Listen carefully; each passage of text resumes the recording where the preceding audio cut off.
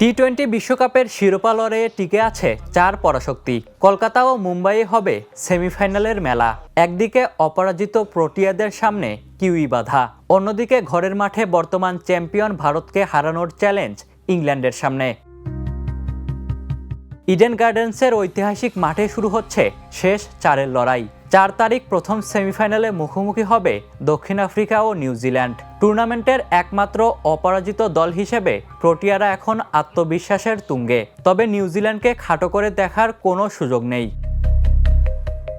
কলকাতার রেশ কাটতে না কাটতেই মুম্বাইয়ের ওয়াংখেড়ে স্টেডিয়ামে বসবে মহলারাই। 5 তারিখ মুখোমুখি হবে স্বাগতিক ও বর্তমান চ্যাম্পিয়ন ভারত ও ইংল্যান্ড। মুখোমুখি লড়াইয়ে ভারত 3-2 ব্যবধানে এগিয়ে আছে। গেল বিশ্বকাপেও ইংলিশদের সেমিফাইনালে হারানোর অভিজ্ঞতা আছে দলটির। ওয়াংখেড়ে সূর্যকুমার যাদব মানেই আতঙ্কের নাম।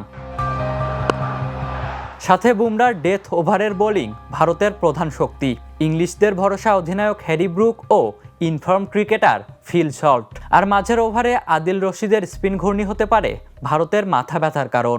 এবার ভারতকে হারিয়ে অতীতের হারের প্রতিশোধ নিতে চাইবে ইংল্যান্ডও। সেমিফাইনালে যে দল স্নায়ুর চাপ ধরে রাখতে পারবে আহমেদাবাদে ফাইনালে তারাই পা রাখবে। বিশ্বকাপের উত্তাপ এখন চরমে। কার হাতে উঠবে শিরোপা তার প্রথম উত্তর মিলবে এই 2 ম্যাচের পরই।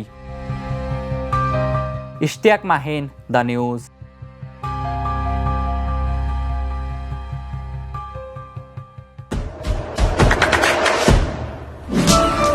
দেশে দেশে সবার সাথে দ্য নিউজ।